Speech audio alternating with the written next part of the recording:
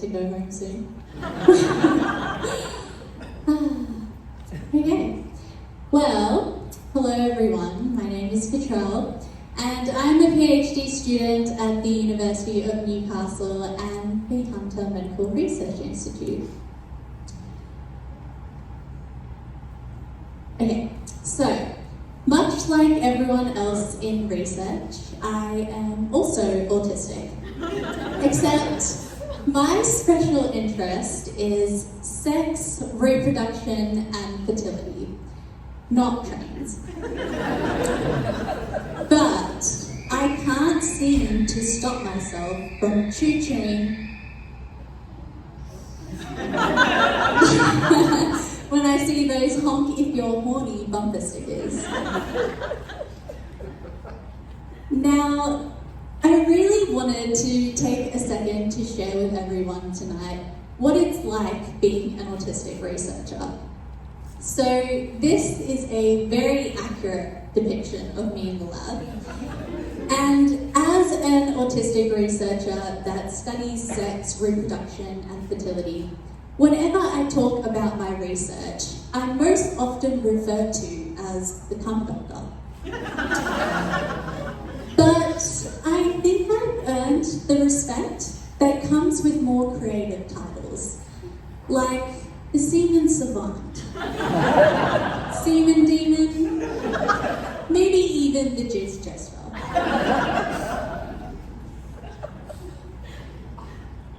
Now, as an autistic researcher, we are often known for taking things very literally. So I tend to discover so many things in my research that I can then validate through first-hand experience. Talk about field experience and field work, am I right? Now, let's talk a bit about research. When I say the word reproduction, these are perhaps some common images that people think of. But scientists in my field typically think of this. And we think of sperm finding its way through the female reproductive tract. And ultimately, one sperm will fertilize an egg. But what if reproduction looked a little bit more like this? Where sometimes it's not just about the swimmers, but also about the swimming pool. What if semen itself and the various components held in semen played an important role in successful reproduction? And the image of reproduction should look a little bit more like this, where semen and its components, including sperm and various other molecules, make its way through the female reproductive tract together. Well, tonight I am going to share with everyone a little bit about our research on the component of semen known as seminal fluid extracellular vesicles. And while this might sound complex, they are essentially tiny structures found in semen, which we can see over here. So for ease, I am going to refer to seminal fluid extracellular vesicles as SFEVs. As though they are tiny, it can be quite a mouthful.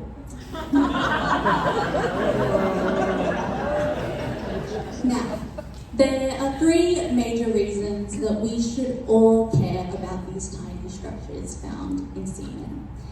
Studying SFEVs offers insights into fertility issues, reproductive health, and male reproductive tract diseases. They can act as a biomarker, so signs of abnormal or normal biological processes in the bodies for conditions like prostate cancer or infertility, potentially helping in the diagnosis of these conditions. And also, understanding SFEVs could enhance assisted reproductive technologies like in vitro fertilization, which we know as IVF, which potentially improves the outcomes for couples facing fertility challenges. So, for perspective, at this very moment, we have 7.88 billion people on Earth. But on average, there are over 3.13 trillion of these tiny structures in just 1 mil of semen. So while they may seem small, the potential to use them as therapeutics is huge due to their availability. So they are very significant for medical research and potentially for improving people's lives. And I hate to say this, but I'm about to confirm the one-liner every mum gives their son before their first Tinder date. Yes, big things do in fact come in small packages. So when we think of SFEVs, we can think of them as small vehicles found in semen, which is the fluid released during ejaculation. And in each vehicle are small packages that contain various molecules like proteins or fats. And these SFEVs play important roles in reproduction by transporting these small packages between cells that then get used to do things like help sperm function. So why did we choose to study them in the male reproductive tract? Well, these SFEVs are involved in helping sperm mature and gain the ability to swim. So understanding their function can give us information into the mechanisms underlying these processes. So, if we think of the male reproductive tract like a racetrack, at the beginning here in our starting position, we have immature sperm cells. As sperm make their way to position 1, SFEVs help sperm mature to the classic sperm image we know today. As sperm then make their way to positions 2 and 3, SFEVs help sperm gain its ability to swim. Once ejaculated, we are then all created to join the struggle of unaffordable housing, accumulated debt, and needing therapy 24/7. So, the first thing we asked in our study was what happens before or at sex? To answer this, we took our SFEVs and we mixed them with ejaculated sperm. Where did we get the sperm from? Naughty, I'll never tell. Now, we saw that SFEVs bound to sperm.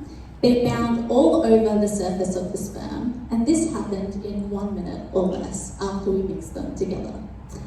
So this interaction occurred as rapidly as a bikini photo getting swiped on Tinder. Once we knew that the SFEVs and sperm interacted with each other, we wanted to know how the SFEVs were affecting ejaculated sperm. When we looked at big sperm behaviour parameters that help sperm make its way through the female reproductive tract and get to the egg, like motility and progressive motility, we didn't see any changes. But when we looked at subtle sperm behaviour parameters that help sperm navigate its way to the egg or fertilise the egg, like linearity and straight line velocity, we saw SFEVs had very subtle effects on sperm. So this prompted us to think about other environments these SFEVs could be contributing to. So as SFEVs are transferred to the female reproductive tract during sex, they also interact with the female reproductive tract and may influence fertilization and establishing pregnancy. It was really important that we studied these interactions because this could provide information into male-female reproductive interactions. Now, we chose to look at the cervix in particular because for SFEVs, the cervix represents a significant barrier. And during ejaculation, semen containing SFEVs is deposited in the vagina, and the cervix acts as a gateway, allowing only selected components of semen to pass through into the uterus. So, for perspective, perspective, only 10% of semen reaches beyond the cervix and contributes to successful conception and pregnancy. So it's important we understand how these SFBVs interact with the cervix, because this potentially affects fertility outcomes. So the second thing we did in our study was ask what happens at or after sex. And to answer this, we took our SFBVs, we mixed them with our cervical cells, and we saw that the SFBVs bound to the cervical cells. They bound all over the surface of the cervix, and this happened in 5 minutes or less. Now, once we knew that the SFBVs interacted with the cervix, we wanted to know how the SFBVs were influencing the cervix. Okay, so before we look at this data, I thought it was really important that I go through a history of semen research with everyone. So it's widely recognised across species like Miss Piggy and the human and mice that semen triggers the immune response that's crucial for successful pregnancy.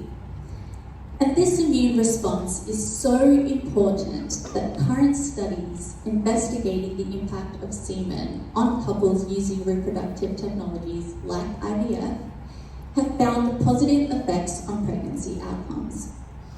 Now, our SFEV data aligns with this understanding, showing 3 major immune responses activated in the cervix. So the first is pro-inflammation, where SFEVs are the dairy to everyone's lactose intolerant friend, promoting inflammation. The second is immune regulation, disguising foreign as self. And the third is signaling pathways, where, much like Regina George, the most impressive quality of SFEVs is that all the other cells fall in line with her leadership. Now, together, all these responses in the cervix boost the chances of conception and establishing pregnancy.